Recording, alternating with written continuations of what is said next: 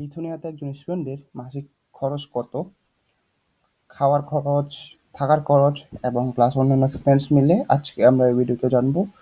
So ভিডিওটা long করবো না, আমি আপনাদের নিয়ে যাচ্ছি আমাদের ল্যাপটপ স্ক্রিনে। So let's go.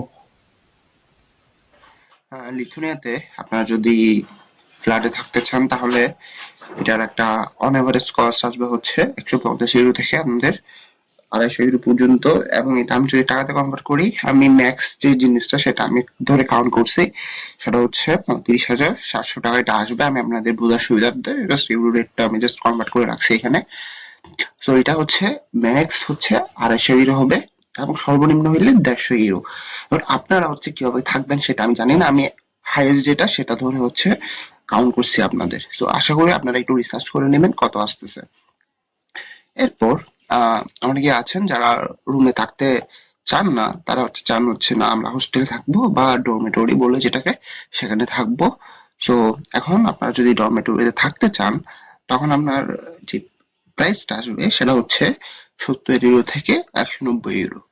হোস্টেলে থাকার খরচটা একটু কম, তার কারণ হচ্ছে হোস্টেল গুলাতে যেহেতু জনসংখ্যা একটু বেশি থাকে, সো ওইখানে একটু চিপ প্রাইসে পাবেন আপনারা। বাট ডিপেন্ড করছে আপনার মেন্টালিটির উপর, কারণ হোস্টেলে দেখা যায় যে হয়তো বাঙালি কম থাকতে পারে, লাইক ইন্ডিয়ান নেপালিস থাকতে পারে, সো মেন্টালিটিটা মিলে না। সো অনেকে থাকতে চায় না, বাট অনেকে থাকতে চায়, সো ওদের জন্য 70 ইউরো থেকে 190 ইউরোর মধ্যে জিনিসটা হয়ে থাকে। আমি যদি ম্যাক্স যে জিনিসটা যেটা ধরি 27,132 টাকা আসবে।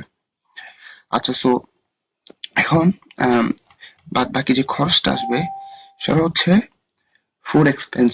ফুড এক্সপেন্স বলতে মানে ওইখানে যে খাবার দাবারের যে খরচটা সেটা হচ্ছে 100 ইউরো থেকে 200 ইউরোর মধ্যে হয়ে থাকে, এর বাইরে আমি মনে করছি না যাবে। সো আমি যদি ম্যাক্স জিনিসটা ধরি সেটা হচ্ছে 28,560 টাকা। সো এখন আমি এই তিনটা জিনিসকে যদি আমি কনভার্ট করি, 28, 27, অলমোস্ট সবগুলো মিলিয়ে হচ্ছে আপনার 90 থেকে 95 সামথিং অ্যারাউন্ড 1 লাখের কাছাকাছি একটা মাসিক খরচ চলে আসবে। এবং এটাই হচ্ছে enough। আর এর পাশাপাশি হচ্ছে আপনার যে এক্সট্রা খরচ যেগুলো আছে, যেমন আপনারা হয়তো বা এখানে থাকবেন, খাবেন, ঘুরবেন, সো এই জিনিসটা হচ্ছে আপনার পার্সোনাল খরচ, ওগুলো আমি অ্যাড করছি না। জাস্ট আমি ডরমেটরিতে থাকা বা ফ্ল্যাট বাসাতে থাকা এবং খাবারের যে খরচটা আমি জাস্ট সেলিব্রেট করে দিলাম আর কি। সো আশা করছি বুঝতে পারছেন আপনারা। আর সে জানা থাকলে কমেন্ট করবেন আমাকে। আর এই তো, ভালো থাকেন। আসসালামু আলাইকুম সবাইকে।